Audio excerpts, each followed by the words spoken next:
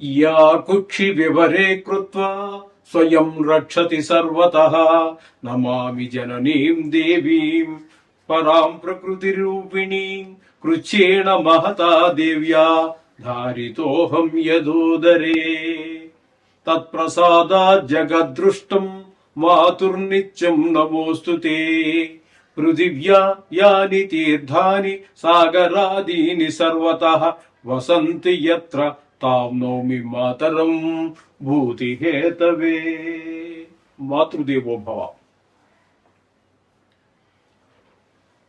July నెల 2026 సంవత్సరం గోచార ఫలితాలు ఇప్పుడు మనం చెప్పుకోబోతున్నాము. నోటికి ఏదొస్తే అది చెప్పటం ఉండదండి మా దగ్గర. ఏదో లక్షలు వస్తాయి, కోట్లు వస్తాయి, నాది గ్యారంటీ, రాసి పెట్టుకోండి, బల్ల బుద్ధి చెప్తున్నాను, ఇట్లాంటి మాటలు ఏమీ ఉండవండి. శాస్త్రం ఎంతవరకు చెప్పిందో అంతవరకే. మిమ్మల్ని సంతోషపెట్టడం కోసం ఏదో ఒక స్త్రీ మీ జీవితంలో ప్రవేశిస్తుంది, ఇట్లాంటివి ఏమి ఉండవండి. శాస్త్రం అంటే శాస్త్రమే. దానికోసమే మేము ఛానల్ ఓపెన్ చేసింది కూడా. కాబట్టి మీరు సశాస్త్రీయమైనటువంటి ఫలితాలు తెలుసుకోవాలనుకుంటే మా ఛానల్ని మీరు సబ్స్క్రైబ్ చేసుకోండి. మీనరాశి వారికి జూలై నెల 2026 సంవత్సరంలో గోచార ఫలితాలు ఏ విధంగా ఉన్నాయి సశాస్త్రీయమైన పద్ధతిలోనే తెలుసుకునే ప్రయత్నం చేద్దాము. ఇందులో నా కవిత్వం కానీ నా పైత్యం కానీ ఏమీ ఉండవండి. శాస్త్రం ఎంతవరకు చెప్పిందో అంతవరకు మాత్రమే చెప్తాము. మిమ్మల్ని ఇంప్రెస్ చేయడం కోసం ఏవేవో బడాయి కబుర్లు చెప్పటము, లేదా ఈ గ్రహాలు బావులు నువ్వు అది చేసుకో ఇది చేసుకో అని చెప్పేసి మీ చేత ఖర్చు పెట్టించే ప్రయత్నం ఏం లేదు. నేను చెప్పేటటువంటి రెమెడీస్ అన్నీ కూడా సశాస్త్రీయంగానే ఉంటాయి. మీకు ధన వ్యయంతో కూడి ఉండవండి. ఎంతవరకు ఖర్చు అవ్వాలో అంతవరకే ఉంటాయి. అవి మీరు చేసుకుంటానే మరీ సంతోషం. లేదా ఎవరి చేత చేయించుకుందామని అనుకున్నా కూడా చాలా సింపుల్ రెమెడీసే ఉంటాయి. చాలా తక్కువ ధన వ్యయమే అయ్యేటట్టుగా మనం చెప్తూ ఉంటాము. ఇక ఈ మీనరాశి వారికి జన్మంలోనే శని గ్రహ సంచారం జరుగుతోంది. అంటే ఏలి నాటి శని జరుగుతున్నది. అది అక్కడ తనుభావంలోనే. కాబట్టి అనారోగ్యాలు ఎక్కువ పొడజూపే అవకాశం ఉన్నది. అనారోగ్యాలు, మన ప్రవర్తన కూడా చెడు వైపు ఎక్కువ మళ్ళటము, చెడు ఆలోచనలు చేయటము, ఈ విధమైనటువంటి ఫలితాలన్నీ మనకి శని జన్మంలో ఉన్నప్పుడు జరుగుతూ ఉంటుంది. ఇకపోతే తృతీయంలో కుజుడు ఉన్నాడు.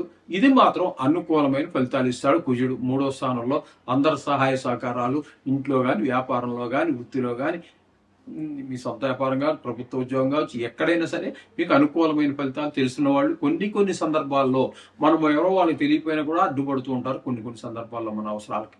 ఆ విధంగా కుజుడు వల్ల సహాయం అందుతుంటుంది. ఇక రవి యొక్క సంచారం కనుక మనం తీసుకున్నట్టయితే 4వ స్థానంలో 16వ తారీఖు వరకు, 5వ స్థానంలో మిగతా నెలంతా, 4వ స్థానంలో ఉన్నప్పుడు విద్య, గృహము, భూమి, వాహనాలు, స్వభావం ఇట్లాంటి విషయాల్లో ఆయన ప్రతికూల ఫలితాలు చూపిస్తే, 5వ స్థానంలోకి వచ్చాక సంతానం మీద దుష్ప్రభావాలు చూపిస్తూ ఉంటారు. ఆటల మీద శ్రద్ధ పెరగడం, గాయాలు తగిలించుకోవటం, చదువు మీద శ్రద్ధ, ఇలాంటివన్నీ చేస్తూ ఉంటాడు 5వ స్థానంలోకి వచ్చాక.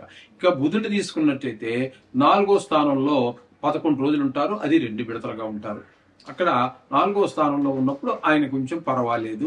అంటే గృహ విషయంలో కానివ్వండి, వాహనాల విషయంలో, స్వభావం విషయంలో, విద్య విషయంలో, మా తల్లిగారి విషయంలో కొంత అనుకూలంగా ఉన్నప్పటికీ 5వ స్థానంలోకి వచ్చాక మాత్రం ఆయన కూడా సంతానం మీద దుష్ప్రభావాన్ని చూపిస్తూ ఉన్నారు. ఇక శుక్రుని యొక్క సంచారం తీసుకున్నట్టయితే ఆయన 5వ స్థానంలో 4వ తారీఖు వరకు ఉంటారు. తదుపరి 6వ స్థానంలో ప్రవేశించి నెలాఖరు వరకు ఉంటారు. ఈ 5వ స్థానంలో ఉన్న 4 రోజులు మాత్రమే మీకు సంతానానికి కాస్త మంచి చేసేటటువంటిగా ప్రవర్తిస్తారు. మిగతావి 6వ స్థానంలోకి వచ్చి రాశి మారి 6వ స్థానంలోకి వచ్చిన తర్వాత, అంటే సింహంలో ప్రవేశించిన తర్వాత అనుకూలమైన ఫలితాలు ఏమి ఇవ్వండి. కొంచెం అంటే అనారోగ్యాలు చేసేది, కొంచెం అప్పు చేయవలసిన పరిస్థితి, కలహాలు, అపకీర్తి, ఇలాంటివన్నీ గోచరిస్తూ ఉన్నాయి 6వ స్థానంలో సంచారం చేయటం వల్ల. ఇక గురువుని తీసుకున్నట్టు, గురువు చెప్పేసుకున్నాం అయిపోయింది కదా. ఇక కేతు 6వ స్థానంలో ఉన్నారు. ఈ కేతు 6వ స్థానంలో ఉండటం అనేది మంచి పరిణామము. దీనివల్ల ఆరోగ్యం బాగుంటుంది, డబ్బులకి ఇబ్బంది రాకుండా ఆయన చేస్తూ ఉంటారు. ఒకే రాశిలో ఉన్నటువంటి భిన్నమైనటువంటి గ్రహాలు ఒక్కొక్క సందర్భంలో ఒక్కొక్క రకాన్ని ఫలితాన్ని ఇస్తూ ఉంటాయి. ఒక్కోసారి అన్ని ఒకే రకమైన ఫలితాలు ఇవ్వచ్చు, భిన్నమైన ఫలితాలు ఇవ్వచ్చు. దీని గురించి మీరు కంగారు పడక్కర్లేదండి. ఈ గోచారం అనేది ఎప్పుడు కూడా స్థానాన్ని బట్టి మాత్రమే ఫలితం వస్తూ ఉంటుంది. కాబట్టి ఆ స్థానం ఆ రాశికి ఎన్నో స్థానం అవుతుందో దాన్ని బట్టే ఈ ఫలితాలు చెప్పబడుతూ ఉంటాయి. ఇంకా మనం గట్టిగా లోపలికి డీప్ గా చెప్పుకోవాలంటే మూర్తిమంతం అని ఉంటుందండి. ఆ మూర్తిమంతం సువర్ణమూర్త, రజితమూర్త, లోహమూర్త అనేటటువంటి వాటి మీద ఆధారపడి ఉంటుంది. అవన్నీ చూసుకుంటే ఇంకా డీటెయిల్ గా మనం చెప్పుకోవడానికి అవకాశం ఉంటుంది. కానీ ఇక్కడ మనకి అంత సమయాభావం కాబట్టి అవన్నీ చెప్పుకోలేము. మీరు పర్సనల్ గా కలిసి ఎవరైనా అంటే ఈ మిగతా చిన్న చిన్న గ్రహాల గురించి అవసరం లేదు, కానీ లాంగ్ స్టాండింగ్ అంటే ఎక్కువ కాలం ఒకే రాశిలో సంచరించేటటువంటి రాహువు, కేతువు, శని, ఈ గురువు ఈ గ్రహాల గురించి తెలుసుకోవాలంటే పర్సనల్ గా కలవచ్చు, లేదా అపాయింట్మెంట్ తీసుకుని దీని ద్వారా మనం మాట్లాడుకోవచ్చు. మీ రాశి అవి చెప్తే చక్రం వేస్తే మనం చెప్పడం జరుగుతుంది. దాని గురించి పూర్తి డీటెయిల్ ఇవ్వచ్చు మనం సందర్భం. దశమ స్థానంలో, ఏకాదశ స్థానంలో రాహుగ్రహ సంచారం జరుగుతోందండి. దీన్ని ఏకాదశ స్థానం అంటే లాభస్థానం అంటారు. మీరు ఏ పని మొదలెట్టినప్పటికీ కూడా అందులో మీరు ప్రావీణ్యం సంపాదించగలుగుతారు. మీకు ధనం, మీరు ఎక్కువ కష్టపడకపోయినప్పటికీ కూడా మీకు ధనం బాగా అంటే తక్కువ కష్టంతో ఎక్కువ లాభాన్ని పొందగలుగుతారు. అంటే శ్రమకి మించినటువంటి లాభాలన్నీ వస్తూ ఉంటాయి మీరు ఏ పని మొదలు పెట్టినా సరే. అంచేత ఇక్కడ రాహు మీకు అత్యంత అనుకూలంగా ఉన్నాడు. ఇక వ్యయస్థానంలో శని యొక్క సంచారం జరుగుతుంది. శని యొక్క సంచారం వ్యయ స్థానంలో అంటే ఏలినాటి శని, సాడే సాత్ అంటారు. అంచేత ఈ ఏలినాటి శని అనేది వ్యయ స్థానంలో ఉంది కాబట్టి మీరు ఎంత పిసినారితనంగా ఉన్నా ధనం ఖర్చు అయిపోతూనే ఉంటుంది నీళ్ళలాగా.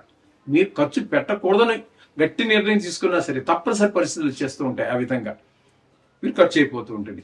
అయితే ఇక్కడ ధన వ్యయము, ధన నష్టము.